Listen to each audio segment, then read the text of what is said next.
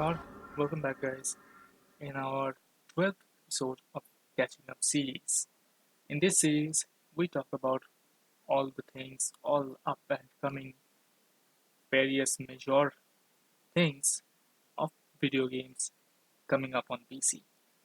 In today's episode, we have some trailers to watch, new websites to see, new release dates confirmed, and upcoming updates to watch about. So, without further ado, let's begin with our first video.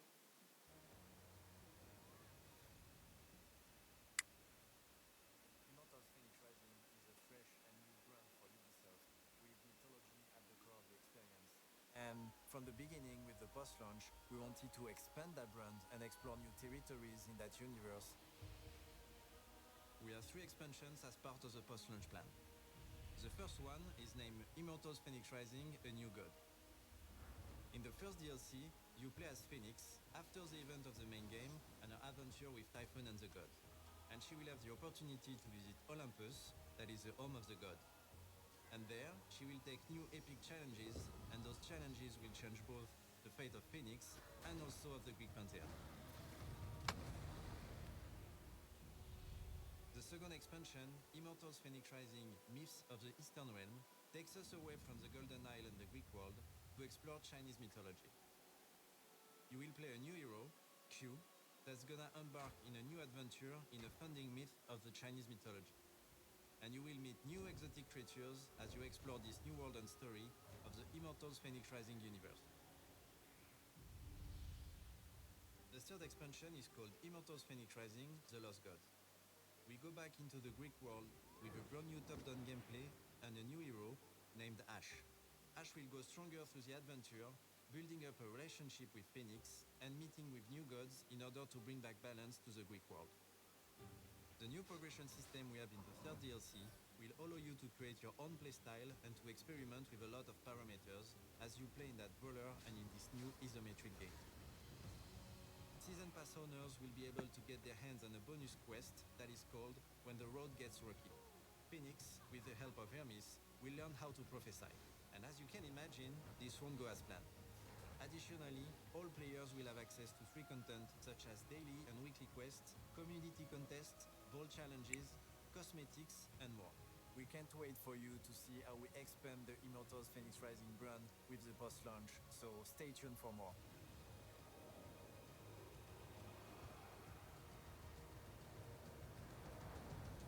Immortals Phoenix Rising, available December 3rd. So that's three upcoming contents for Immortal Phoenix Rising after its release. One, we are continuing with the main character Phoenix. Second, we have another character from the Eastern mythological world. And third, back in Greece with a different character. Despite the fact that I have not played, or rather, I have not experienced this game at all, and when probably will not experience this for quite a while. In terms of story, I am hoping that Ubisoft will be doing a pretty good storyline as they have done in past, except a few. But yeah, we know about that, and we have hope that this game will be a good game in an isometric adventure and all that. I had a different kind of expectations from this game, but okay, we'll see how this game goes, and after its post-launch, uh, how the gaming community will be taking this game. So, with that out of the way, we'll be watching, or rather, we'll be viewing the new website that has been launched by Square Enix for Final Fantasy XIV Update Patch 5.4. This is 5.4's exclusive website. So, like all other updates, we have the update 5.4's exclusive website, their artwork, and the upcoming details. A few things that are going to come. Well, futures rewritten, and These are very good artwork. And after releasing this, the stuff I have seen in the Twitter regarding these two characters are very, very disgusting. Anyway, so early December 2020. So we're hoping around second to third week of December, probably around second week, uh, if you see in December, we have uh, possibly 10th or 17th, around that, like the second or third week of December, as I said. That's what we are hoping. So we have the continuation of a main storyline, that's the Future Rewritten, which has two main artwork. One is Alpino and Alice. The other with this Pandu. I guess we are going back to Wishguard here. Then we have a new challenge, that is a new raid, Eden's Promise. This will be the possibly the last part of the Eden series of the 8-man raids. Then we have a new dungeon, Matoya's Relict, which is possibly a 4-man dungeon that is going to come here, and a continuation of the Sorrow of Verlicht storyline. And these are all the artworks we have here. The Features Rewritten artwork, main artwork, and then these are the screenshots uh, from available screenshots for now.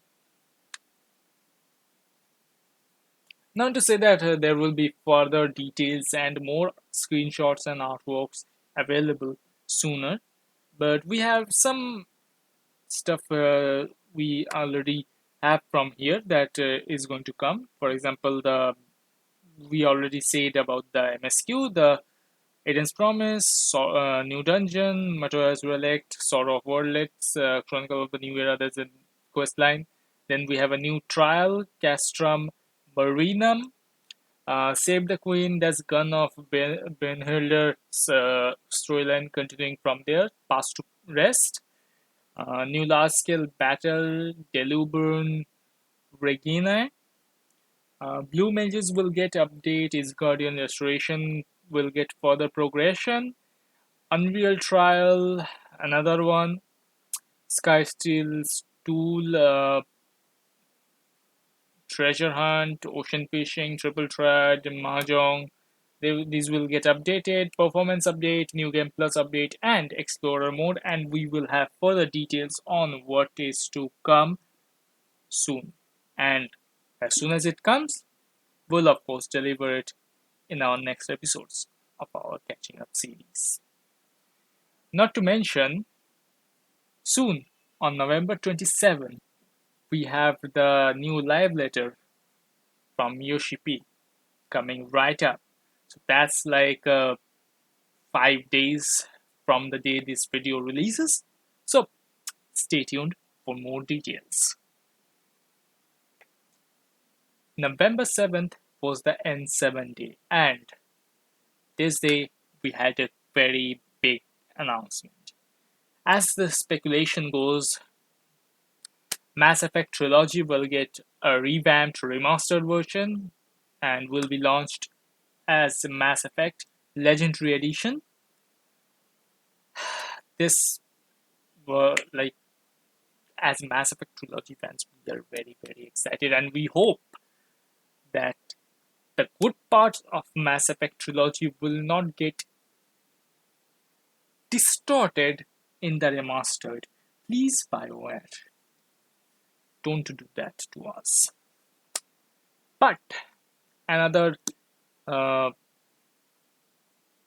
detail to come there is also that a new Mass Effect game is on the works right now, and this will possibly,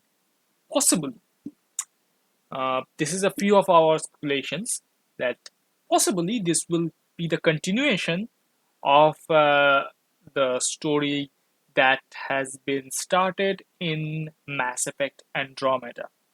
And very, very possibly, I personally will take this new game that will be coming as chapter 1 of the Andromeda series, if it is Andromeda storyline as we are suspecting. Because, as I had said before, Mass Effect Andromeda was essentially a prologue to many of us. So, we have good hopes for the remastered version and bigger hopes, and for many people, disappointments. Sorry for that. But yes, for the new Mass Effect game as well, I hope we will not be further disappointed. But for the remastered version, we are very, very excited.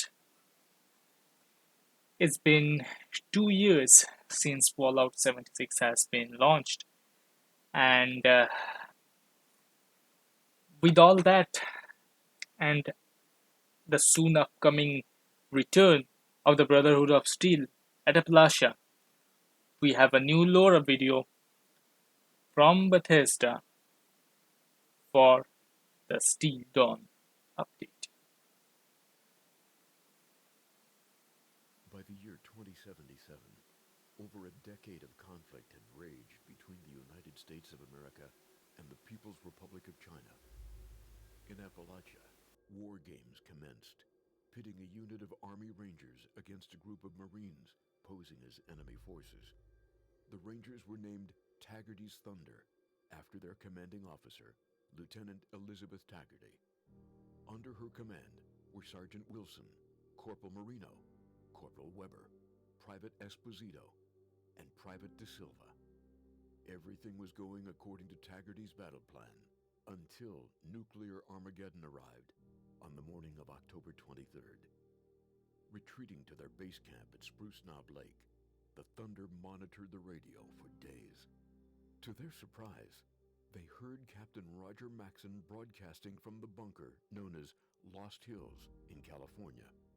His unit had seceded from the U.S. military days before the nuclear exchange after claiming to have discovered sinister, sanctioned experiments on human captives at the Mariposa military base. Though Maxson was a traitor as far as the government was concerned, Taggarty decided to give him a chance after initial hesitation. What she learned shattered her own loyalty to the U.S. government. Maxson shared the crimes they uncovered and how soldiers like them were led astray by those in charge. They soon found evidence to back Maxson's words. Civilian subjects of a super soldier program using the forced evolutionary virus at Huntersville. The Thunder eventually accepted their discoveries and Maxson's remote leadership.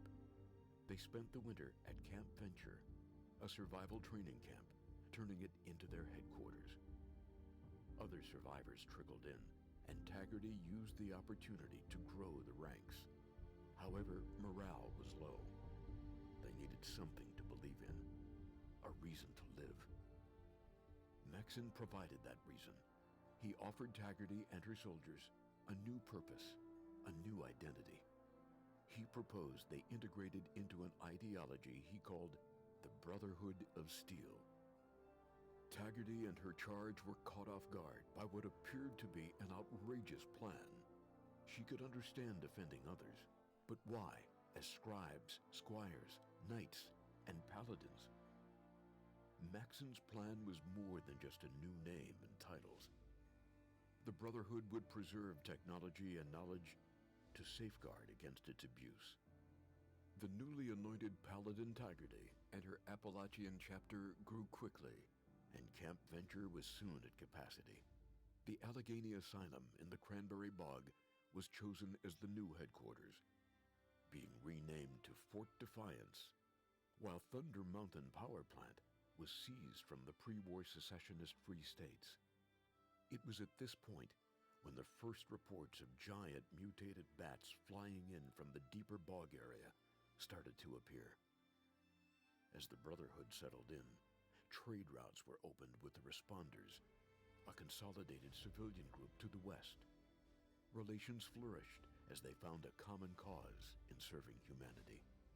Their alliance peaked in 2086 at the Battle of Huntersville, where they contained the super mutant threat. Though there were losses, including the death of Squire De Silva, it was a decisive victory. Elder Maxon was jubilant. The victory convinced him that survival was assured, and he used the occasion to evolve the Appalachian Brotherhood's primary goal of securing technology and knowledge.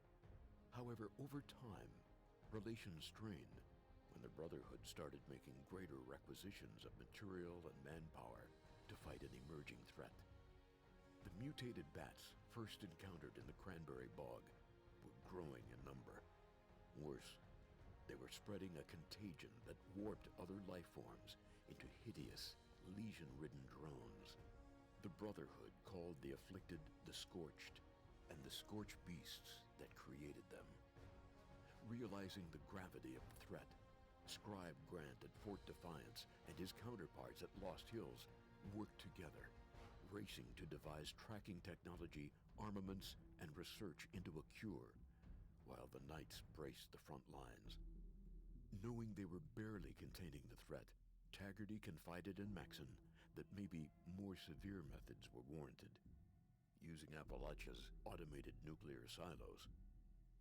Enraged, Maxon shut her proposal down. To use the very technology that brought so much death in the first place was unthinkable to the Elder. It was a line he would not cross. There had to be an alternative, he reasoned. He pushed for further cooperation with people outside of the Brotherhood. But echoing the same mindset his own son put forward, Taggarty was unconvinced, lacking the trust for outsiders being brought into the fold. He never learned if Taggarty found success, as the communication satellite linking the two was failing. In their last exchange, Maxon implored Taggarty to hold their ground and adhere to their beliefs, reassuring them that they would continue looking for a way to defeat the Scorched Beasts and reestablish contact. Then, there was silence. The mounting losses and severing of supply routes forced them to mothball Camp Venture in July 2093, with Fort Defiance and Thunder Mountain becoming their two remaining strongholds. In a last-ditch effort, Paladin Taggarty launched Operation Touchdown to find the prime Scorched Beast site on January 29, 2095. Accompanied by the most experienced knights they could muster, she and Marino left to track down the lair, leaving behind a trail of transponders for the rest of the Brotherhood to follow. They found the main source of the Scorched Beasts in a mining complex to the southeast. Taggarty, Marino, and the handful of knights that survived this far fought their way into the heart of the cavern. Cornered by a massive Scorched Beast, they made the ultimate sacrifice, detonating their explosives, martyring themselves, and sending shockwaves through the tunnel system. Despite an initial absence, Scorched Beasts began to return, and by June, it became clear that Touchdown ultimately failed. The Brotherhood began to buckle, with Weber going missing on patrol and Esposito being killed in action. The final stand took place on August 18, 2095, as a scorched horde descended upon Fort Defiance. Senior Knight Wilson led a valiant defense, but there were no known survivors. Now, 8 years later, the Brotherhood's first expeditionary force is on its way from their headquarters in New California to assess the situation, reinforce, and reestablish contact between the two sides, unknowingly heading into a very different Appalachia.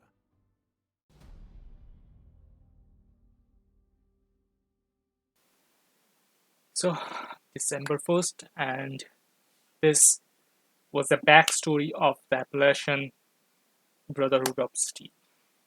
Now, as we are further into the day of the update, we have a new event starting from November 24 till November 30. The event hunt for the treasure hunter.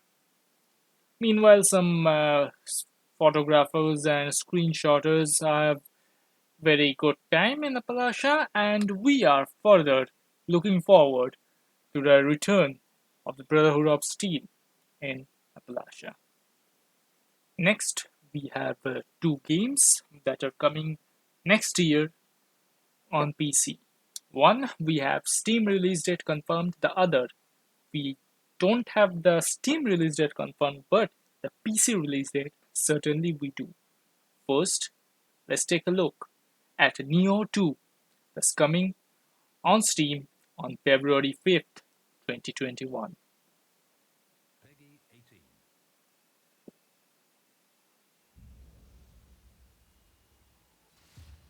We are all born into this world, and we must all one day leave it.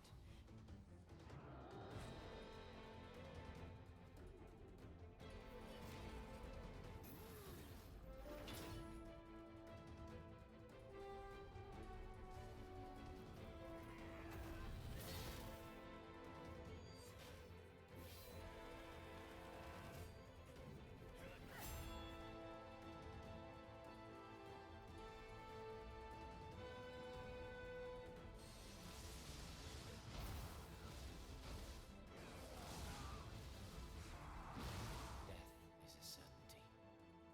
So must we live with all our might.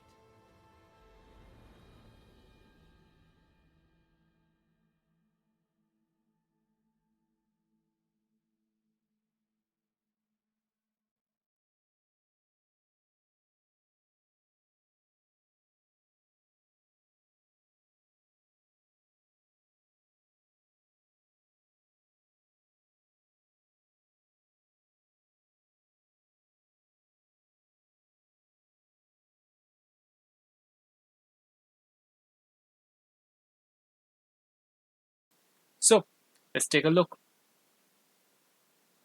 at that trailer. For everyone else on this island, this place is paradise, where hunting me is the main attraction.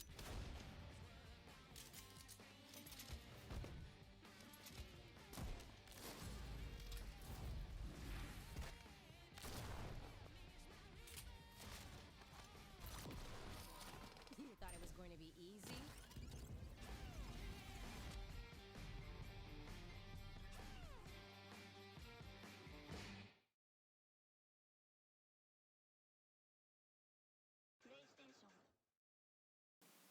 That, my friends, was that loop. We have three editions that is coming on. Okay, so these are the pre-order details. Standard edition will have a unique weapon, Royal Protector Machete, that is PS5 exclusive, character skin, Storm Rider Colt, and a trinket. Deluxe edition will have a unique weapon, Transtar Trencher, that's PS5 exclusive. Other than that, we'll have Eat the Rice Tribunal and .44 carat 4 pounder, character skin, Party Crusher Colt, and Sharpshooter Juliana, original game soundtrack selection, and two trinkets. So, on May 21st, right? Yes, May 21st, 2021. This is coming on PS5 and PC Bethesda gaming stores. But sooner it will come on Steam as well. So, stay tuned. In the world of Destiny 2, we have our Season of Hunt currently active. Let us take a look at the launch trailer. What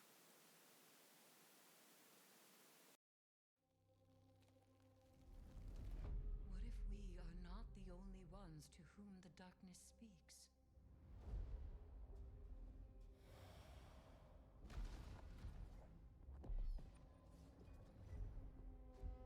The traveler closes like a fist. It will strike against the darkness. Osiris has been trying to assess the damage caused by the return of the darkness. He believes that Xivu Arath, the Hive God of War, seeks to take advantage of the power vacuum left in its wake. Close our ranks, Guardian. I need you on the front lines.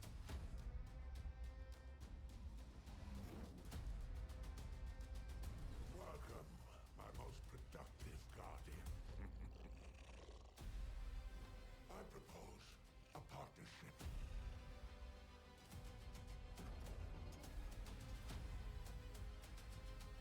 Break Xivu Arath's hold over my shore, and you can claim any prize in my lair as your reward.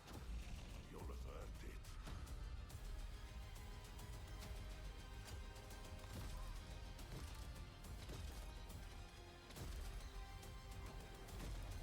I know how accomplished you are at exacting revenge.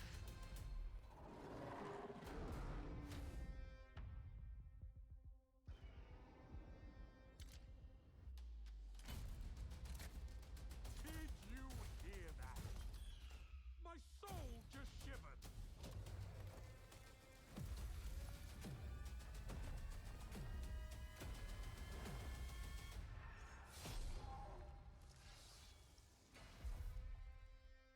They call me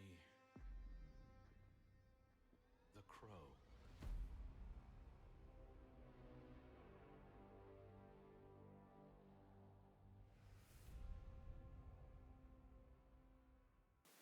Further down the line, we have the fact that PC migration from Battle.net to Steam will be ending on December 1st, 9 a.m. Pacific.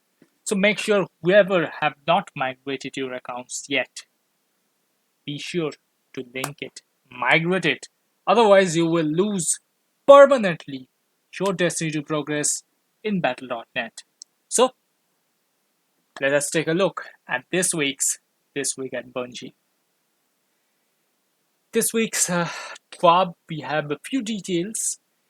First here, as you can see, these two links basically are some web loads regarding this Beyond Light and Season of the Hunt situation, which we will not show here, but you of course are very much encouraged to take a look at that. We have the links in the description below. Well, the main highlight of this week is the upcoming, or rather, the already started world's first Beyond Light raid. In this season, we have the Deep Stone Crypt raid, and let us take a look at the raid trailer available right at this moment. Just let us take a look.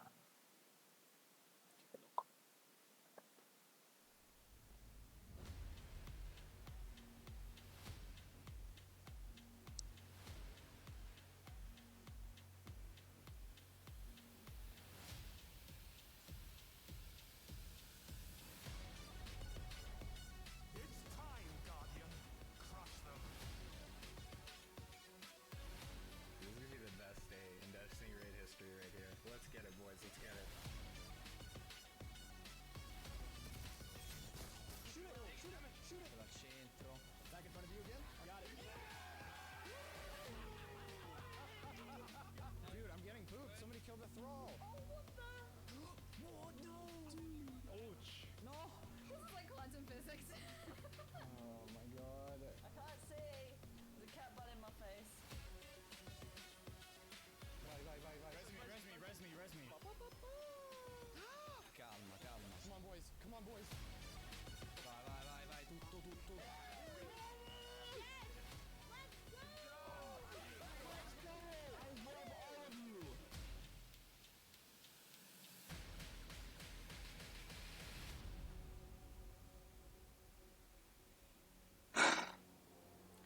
By the time you'll be watching this video, the world's first race will probably have already finished, but we will know the details of who have won the race on Monday, November 23rd.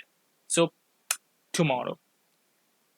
From the day the video releases. Quick cap on the contest mode, we have power capped at 20 power levels below each encounter for 24 hours. Artifact power will be disabled. Team power cap goal is 1230, and being above will not give you any additional progress. Now, there's a hotfix that you can also take a look. That there has been quite interesting details there. This will be the world's first title. Yeah, I will call it a belt that will be given to the team that wins this race, and this will be the day one emblem given to those who participate in the raid and complete it on the first day. So of course some jackets and stuff available, and deadline to get the code on, all that. Now this has been a bit interesting due to the various cheaters and all that infesting our various activities, especially PvP trials and all that. The team has been putting a SMS verification on PC for the free-to-play accounts. So people will have to put their mobile phone number and verify it in order to get access to the high-stake activities such as trials, Iron Banner, competitive PvP, and more. So, it's also fundraiser going on, or rather will go on, December 1st to December 13th. That will get this nice emblem for donations and all that, ghosts and all that, like every year.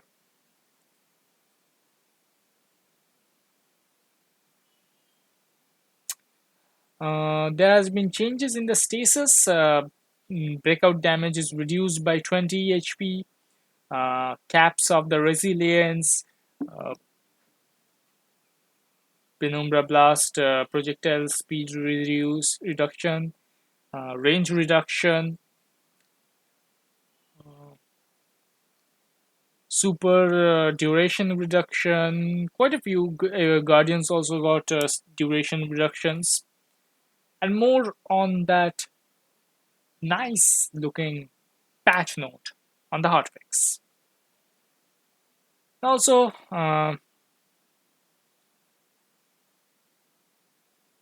from the hotfix, we have removal of all legendary weapons that hit their infusion cap at the end of the season.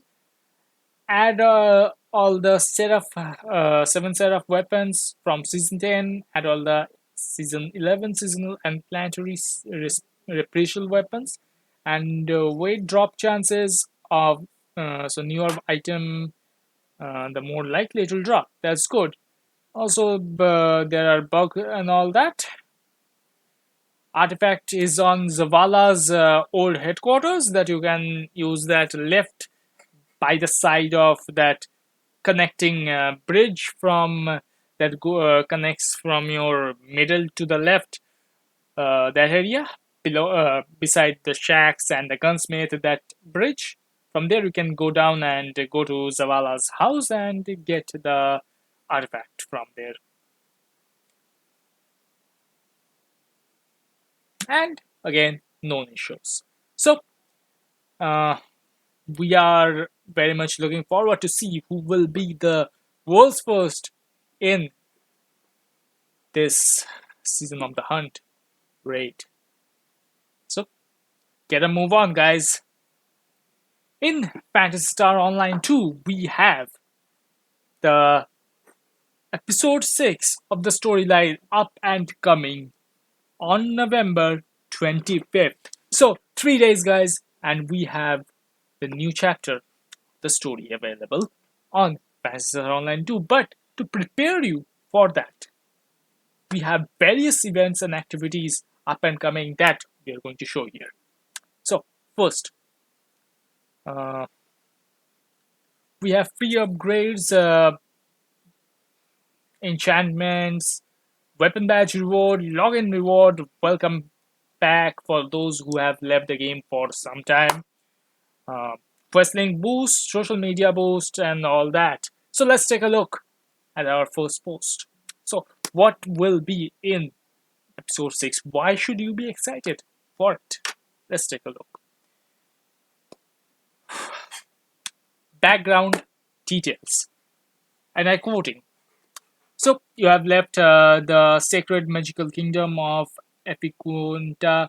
That's the chapter 5's story in the transcendent hands of a friend and headed back to the Oracle fleet for much needed R&R.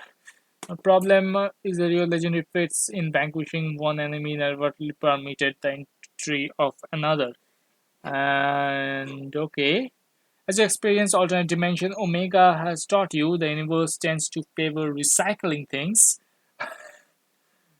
Uh, though chaos often interferes and these recreations can be flawed. Add this to the newfound knowledge that your experience on Omega may not have been historically accurate, and you have the recipe of a green sense of foreboding. So, uh, that's a bit of interesting things. Like I like how they put that chaos of this line. Universe tends to favor recycling things. So basically, don't uh, judge us for recycling older content right there. So, what will be new in our November 25th update on Chapter 6? So, basically, new storyline, of course. Player level cap will be risen to 95. New class, that we have two new classes coming, Phantom and Etoile. We will have two new summoner pets, Herbie and Vulcan. New urgent quests, new quest type risk exploration, arms extension, ultra hard quest difficulty, new rising weapon badge, new arcs mission, new enemy type, lumin mech, and ultra enemies. Okay. Uh, New seasonal events, of course, mission pass, new titles, level up quests, of course, uh, collection folder for legendary 15-star collection folder and 14-star a collection, new bonus quest, special mission Tokyo Rainbow, new practice quest for Etoile, Phantom and AIS Vega, new ace grade augments, new 15-star weapons at Zig Shop, new 13-star weapon units at Zig Shop. 13-star units can have S-class augments S6, S7, S8. So we have screenshots. Possibly these are the enemies. Possibly. I am not sure. Neither are you. Possibly. So new story. Basically, what is this? Black hole has disappeared.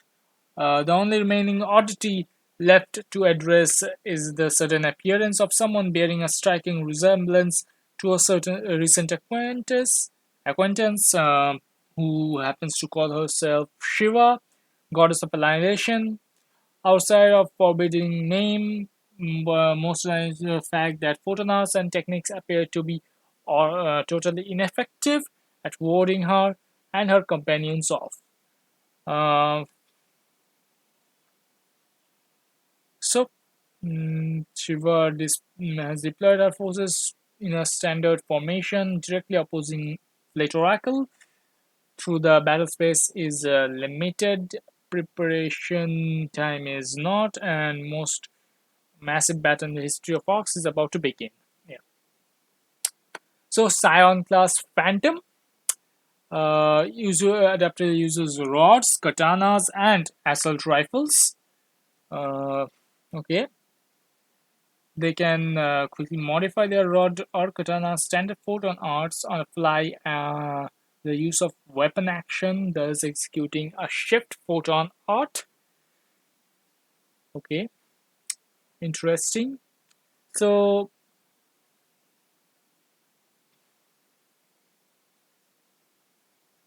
we'll have a new type of attack for this class, of course, and sound class Etoile as well. Who are I love this class. I love this two-handed. This I very much like this weapon.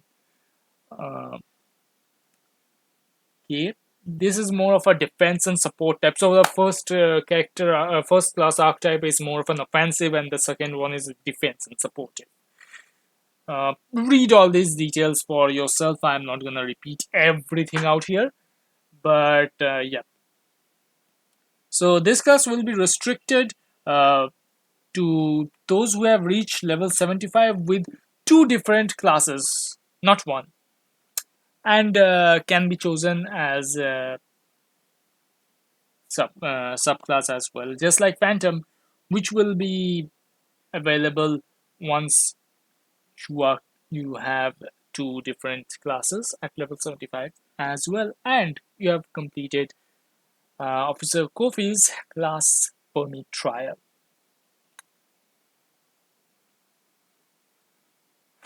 But Phantoms are unavailable to get a subclass. The class, however, can be put as a subclass. There's a new summoner pet. We have Herbie and Vulcan. Then recommend level up quests. These will reward special presents and requests to have a 200% XP. Collection folders feature rewards, of course. And then we have pet tag rewards, these new enemy types, Lumin Mech, and Ultra enemies that will be encountered in ultra hard difficulty quests. New quest type risk exploration, where these are feature rewards, as we can see here.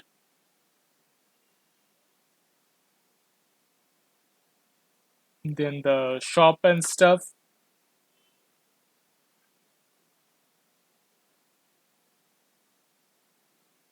We can all see the rewards and the augments available and everything else.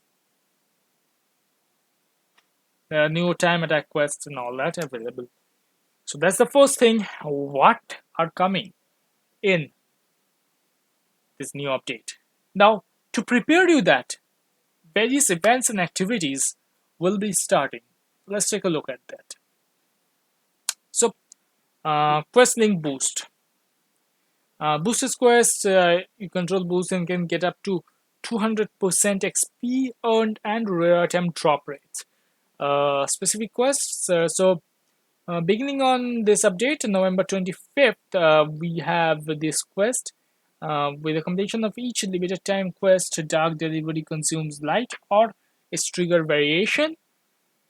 The best part is that the boost can up to 200% and apply to both of the above quests, as well as the urgent quest, the Malevolent Void, and its trigger variations.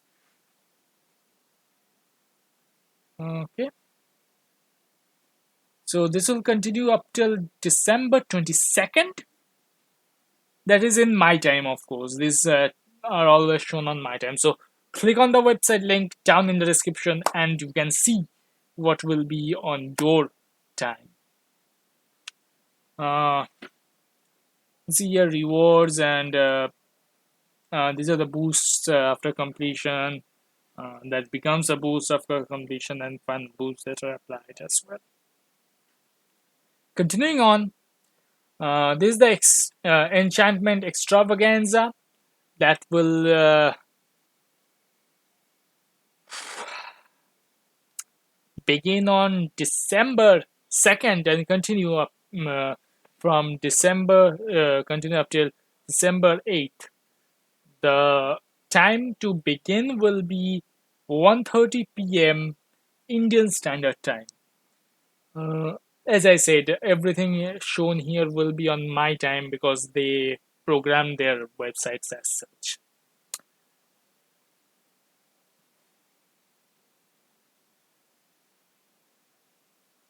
So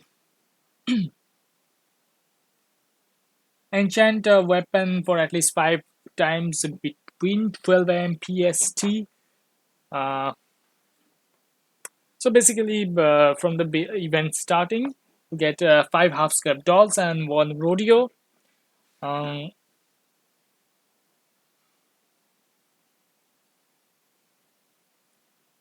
enchant a unit 5 times, you get rare drop rate 250% 5 times, and impromptu tea party.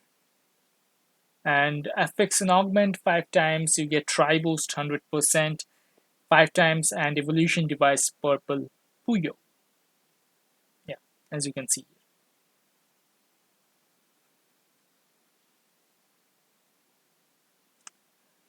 We have zero meseta cost enchantment that will be starting from 25th of November up till 8th of December. So no meseta cost for enchanting. Item enchantment, affix augment, transfer S grade augment, switch weapon potential, compress suites, and all experience boost. So that's a very good way to enchant your weapons as much as possible, as much as you can.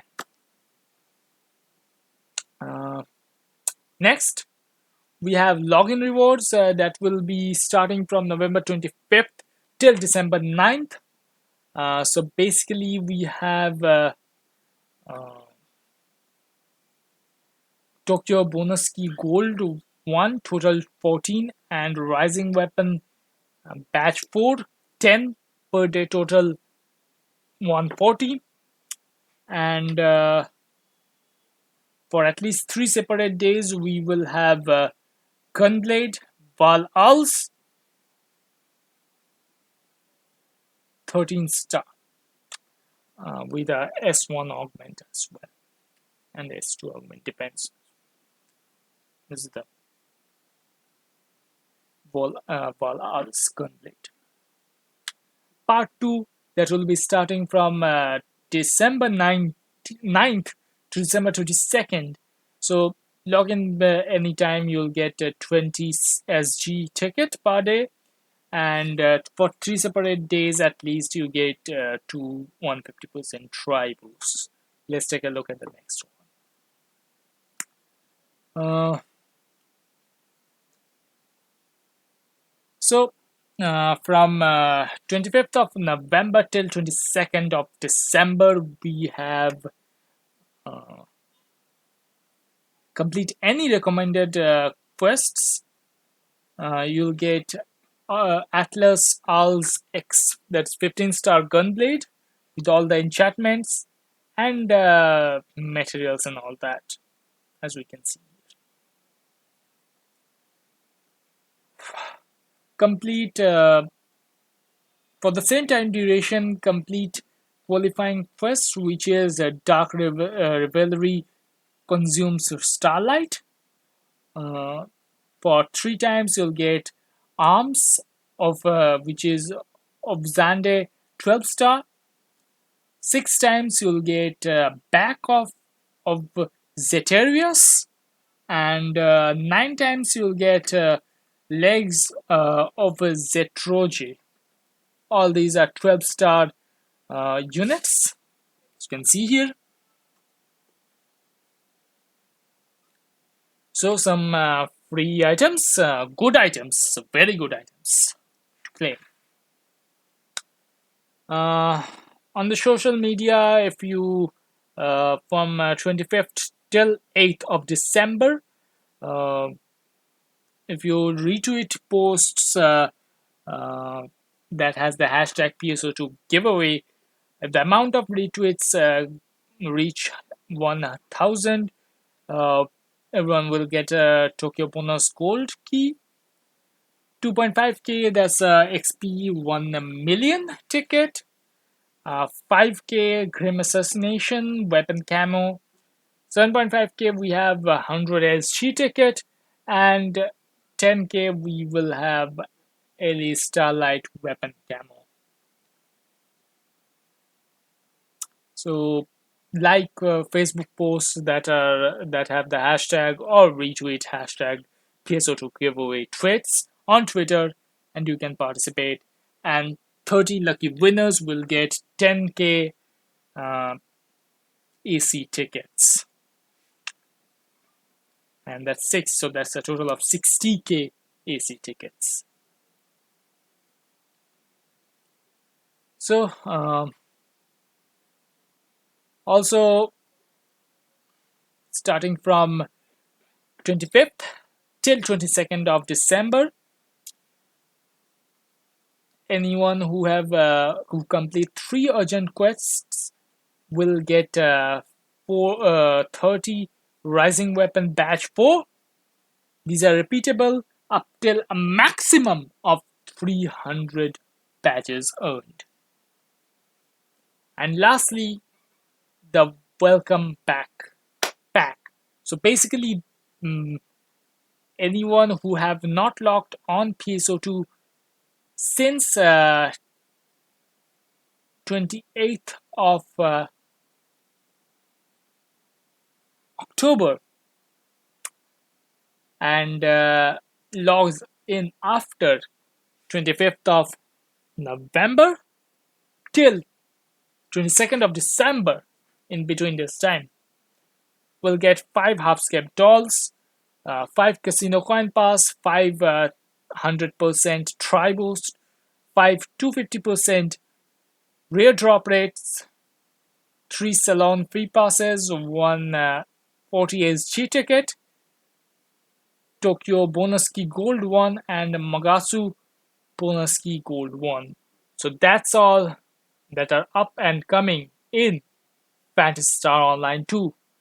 So make sure to log in after 25th of November, after the patch hits, and enjoy all the new contents right up in front of you.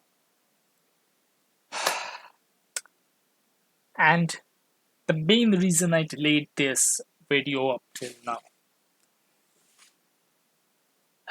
Night City Wire 5 is the final Night City Wire from CD Projekt Red, the team behind Cyberpunk 2077, which is basically the Cyberpunk 2077 talk show at this point.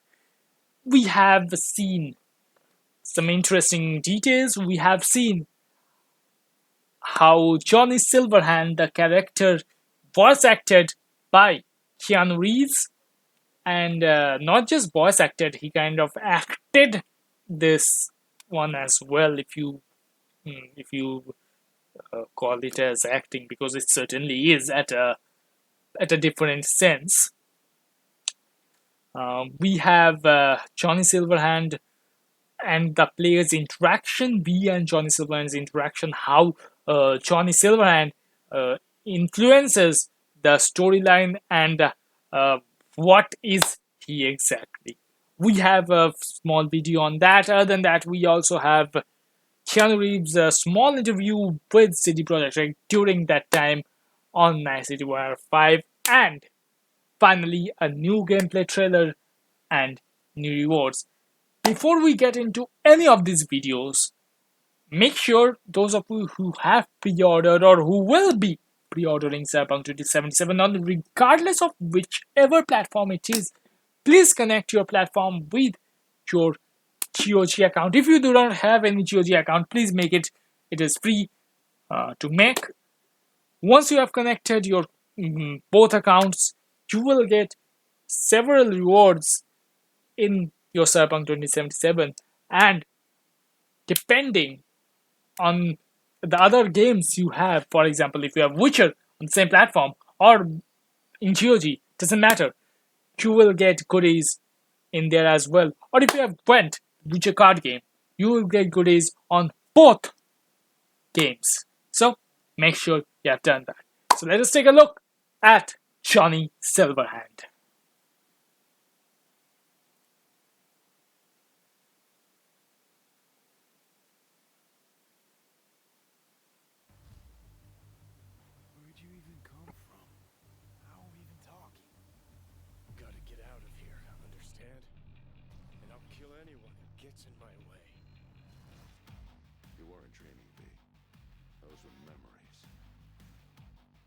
two are connected in a way I can't make head or tail of. Who? Me and who, Vic? Silverhand. Johnny Silverhand. Real talk of the town back in my day. He died, like, forever ago. You mean to say there's an actual terrorist in my head? Right now? He'd burn down half the city just to prove he was right. And burn the other half just for fun. What do you want from me? Destroy Arasaka. I don't even know what that means. Do whatever it takes to stop him, defeat him, gut him. He already tried to take over your body. You know, just for a little while. Hear me, asshole? A bullet to the fucking brain. Get out! Just get the fuck out! Tell me how to get rid of it. You don't have much time left.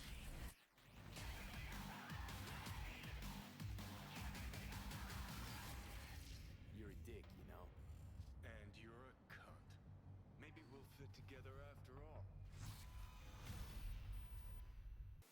Of course, being the voice and some part of the acting behind Johnny Silverhand, Keanu Reeves himself has given some of his experience of how it feels to play as Johnny Silverhand. But we will not watch that video right here. Rather, I'll be putting a link in the description below. Please go take a look at these videos. There are more stuff detailed in there. Now, let us go and watch. Of course, the score and soundtrack part as well, I will not be discussing that here because personally I do not have any experience on that. But for those of you who are interested, please take a look down in the description below. Now, let us go and watch the final gameplay trailer we have received for now. And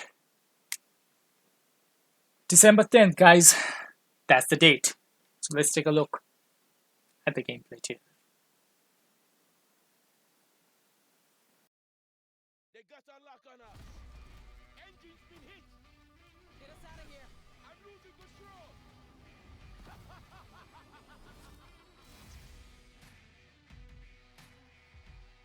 At CD Projekt Red, we dedicate ourselves to telling immersive stories. Yet with every new project, we set out to make our games bigger, more complex, deeply engaging. Come on, V. Let's get you home.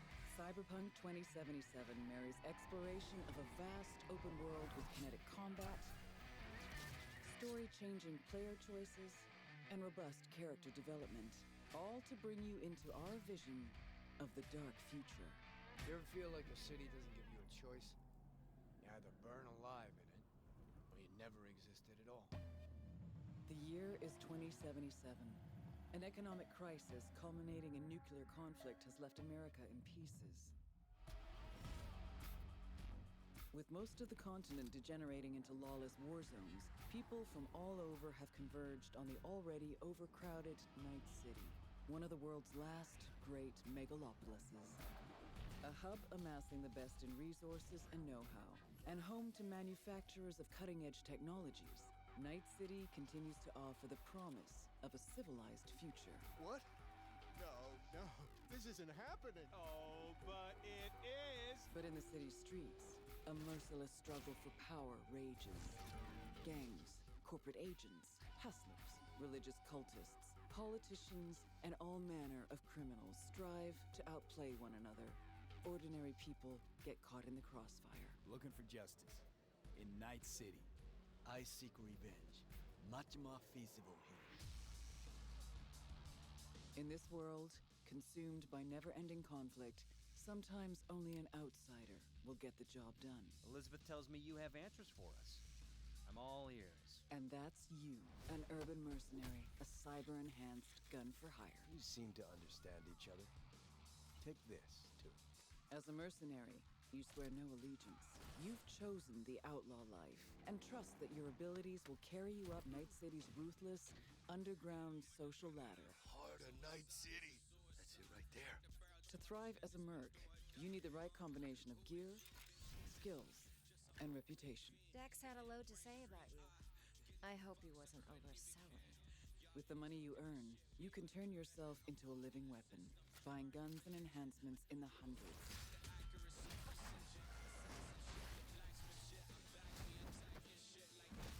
As you roam the city's streets, you gain the experience you need to upgrade abilities and acquire perks. Combine the right skills and gear to create a gunslinger with inhuman reflexes.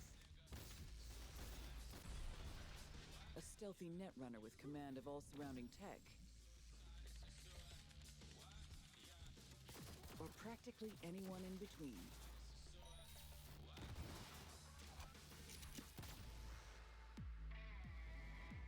In Cyberpunk 2077, you steal a prototype biochip that can set you up for life. Being filthy rich. When its sealed container is ruptured, the only way to prevent the biochip from failing is to slot it into your head. It turns out it contains the digitized soul of Johnny Silverhand, a dead rocker boy with violence on his mind. You mean to say there's an actual terrorist in my head, right now? He's out for revenge. Aims to bring down the megacorp that made the chip. Do whatever it takes to stop him, defeat him, gut him. What is in your head can shift the balance of power in Night City. The high and mighty will do anything to lay their hands on it. Told you I'd end you someday. The choices you make will shape your story and determine how events unfold. V, you gotta take him down. That's why we're here. But not everything in Night City is a matter of life and death. Sometimes it's about style, choosing your look, your ride, your pastime, who's at your side. Choosing how you spend your dirty money.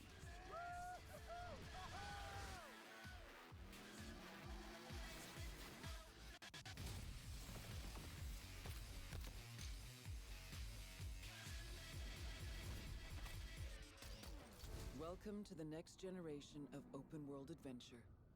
Immerse yourself in Cyberpunk 2077.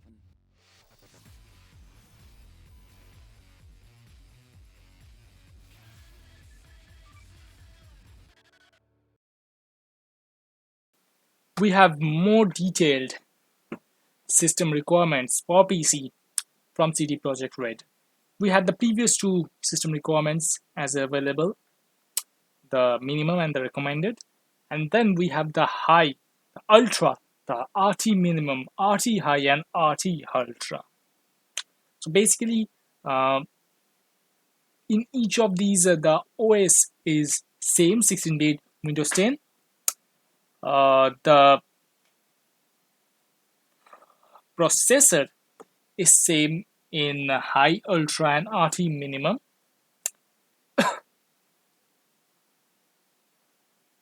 Only being ultras, AMD Ryzen different. So all three of these has Intel Core i7-4790. For high and RT minimum, AMD Ryzen 3 3200G, and for ultra we have AMD Ryzen 5 3600. Now the difference is, as you can see on the resolution, high has 440 pixel, ultra has 2160p, RT minimum 2080p, RT high 1440p, and RT ultra 2160p. Continuing on, in terms of graphics cards, high has RTX 2060 or Radeon RX 5700 XT with a VRAM of 6 gigs, and storage is same altogether, 70 gigs SSD. In terms of ultra, we have 16 gigs of memory requirement, RTX 2080S or 3070, Radeon RX 6800 XT, and 8 gigs of VRAM. For RT minimum, we have the difference is graphics card RTX 2060, VRAM will be 6. In terms of RT high and RT ultra, the processor is same i7 6700 or AMD Ryzen 5 3600, 16 gigs of RAM, 16 gigs of memory requirement. Then we have the differences are for RT High we have RTX 3070, RT Ultra is 3080, and 8 gigs VRAM for RT High, 10 gigs VRAM for RT Ultra. So these are the detailed system specification requirements for Cyberpunk 2077. So guys, that is it for this episode of Catching Up series. I hope all these details will be useful for your enjoyment in the world of video games of PC or on PC. And we'll see you next time with our next episode featuring further content and possibly in between more gameplay videos up and coming. So stay safe and stay well. We'll see you next time in our next videos. Good night.